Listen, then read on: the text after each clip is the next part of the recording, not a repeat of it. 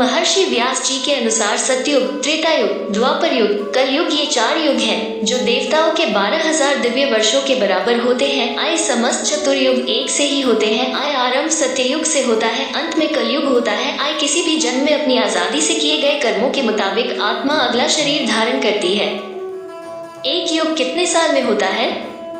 वैद दुनिया के मुताबिक युग के बारे में कहा जाता है कि एक युग लाखों वर्ष का होता है, जैसा कि सतयुग लगभग 17,28,000 वर्ष, त्रेतायुग 12,96,000 वर्ष, द्वापर युग 8,64,000 वर्ष और कलयुग 4,32,000 वर्ष का बताया गया है। पृथ्वी पर कुल कितने युग है? इन शास्त्रों के मुताबिक युग 4 प्रकार के होते हैं: सतयुग, त्रेतायुग, द्वापर युग, कलयुग। इन सब युगों का अपना अलग महत्व है। इनकी समय और काल अवधि अलग अलग है। ऐसा कहा जाता है कि सतयुग में भगवान विष्णु ने कुल 4 अवतार लिए थे। इस युग में श्री हरि ने मत्स्य, कूर्म, वाराह और नरसिंह का अवतार लिया था। भगवान ने ये अवतार क्रमशः शंखासुर का वध, वेदों के उद्धार, पृथ्वी का भार हरण और हिरण्यकश्यप का वध करने के उद्देश्य से लिए थे। सतयुग में राम कौन थे? लोकमत न्यूज हिंदी के मुताबिक सतयुग में भी भगवान विष्णु ने लिया था अवतार। भगवान विष्णु ने जो ये अवतार लिए वे शंखासुर के वध और वेदों के उद्धार सहित पृथ्वी का भार हरण, हिरण्यकश्यपु के वध और भक्त प्रहलाद को मुश्किलों से बचाने के लिए थे। भगवान श्री राम के वंशज राजा हरिश्चंद्र की कहानी भी सतयुग की ही है। सतयुग में आदमी क्या खाता था? क्वौर के मुताबिक सुरापान या मधुपान देवतों का ही आदत था। मद सेवन को सुरापान उसलिए कहा जाता है जो बाद में मानव तक पहुंची। 7 युग में भी क्षत्रिय और शूद्र रहते थे, जिसे धर्मशास्त्र के अनुसार मांस खाने की हर्ष नहीं रही। सिर्फ वैश्य और ब्राह्मण लोग मांस नहीं खाते थे। सतयुग में आदमी की उम्र क्या होती थी? टीवी 9 भारतवर्ष के मुताबिक शास्त्रों में सबसे पहला और बड़ा युग सतयुग माना गया है। ये 17,28,000 वर्ष तक रहा है। इसमें मनुष्य की आयु करीब 1 लाख वर्ष के आसपास बताई गई है। उसकी लंबाई 32 फीट होती थी। अकॉर्डिंग टू भारत कोश, द्वापर 4 युगों में तीसरा युग है। इसका आरंभ भाद्रपद कृष्ण त्रयोदशी बृहस्पतिवार से होता है। इसकी अवधि पुराणों में 8,64,000 वर्ष मानी गई है। ये युद्ध प्रधान युग है। मत्स्य पुराणानुसार द्वापर लगते ही धर्म का क्षय आरंभ हो जाता है। द्वापर युग कान्हा का युग था। श्री कृष्ण मथुरा से द्वारका चले गए थे और फिर द्वारका के भालका से बैकुंठ के लिए पलायन किया। आज से करीब 5,000 साल पहले एक शिकारी ने शिकार करते समय गलती से श्री कृष्ण के पैर में तीर मार दिया था। वो भी कान्हा की ही लीला थी, क्योंकि उनके बैकुंठ लौटने का समय हो गया था।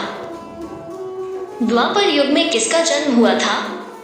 नवभारत टाइम्स के मुताबिक फिर द्वापर युग की शुरुआत हुई और इस युग में भगवान विष्णु ने श्री कृष्ण के रूप में जन्म लिया। द्वापर युग में हुआ था अमर उजाला।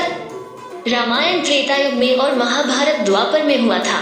पुराणों के अनुसार एक युग लाखों वर्षों का होता है। पुराण में बताया गया है कि द्वापर युग 8,64,000 वर्ष का है। अकॉर्डिंग टू नवभारत टाइम्स, सतयुग के बाद आया त्रेता युग। इस युग में भगवान श्री राम ने जन्म लिया और वह स्वयं श्रीहरि विष्णु का अवतार थे।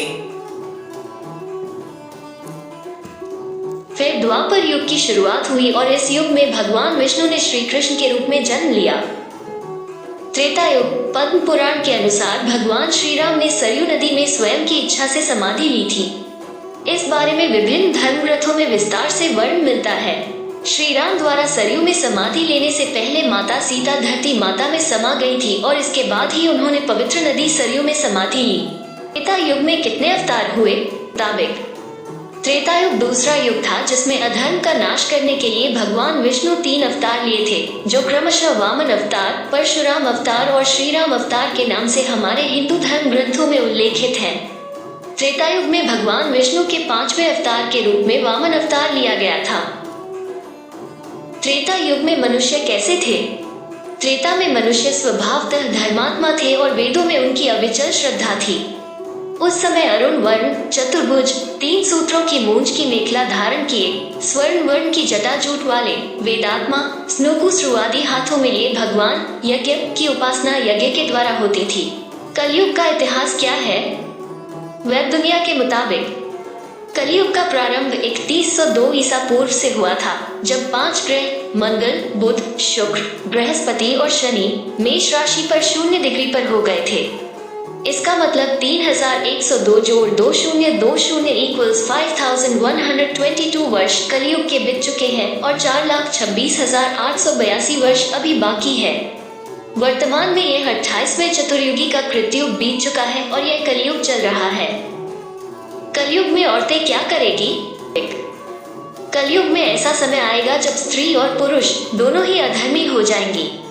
स्त्रियां पतिव्रत धर्म का पालन करना बंद कर देगी और पुरुष भी ऐसा ही करेंगे। स्त्री और पुरुषों से संबंधित सभी वैदिक नियम विलुप्त हो जाएंगे। कल की अवतार करेगा अधर्मियों का विनाश। कलयुग की शुरुआत किसने की थी? पौराणिक स्रोतों के अनुसार कृष्ण की मृत्यु ने द्वापर युग के अंत और कलयुग की शुरुआत को चिन्हित किया, जो कि 17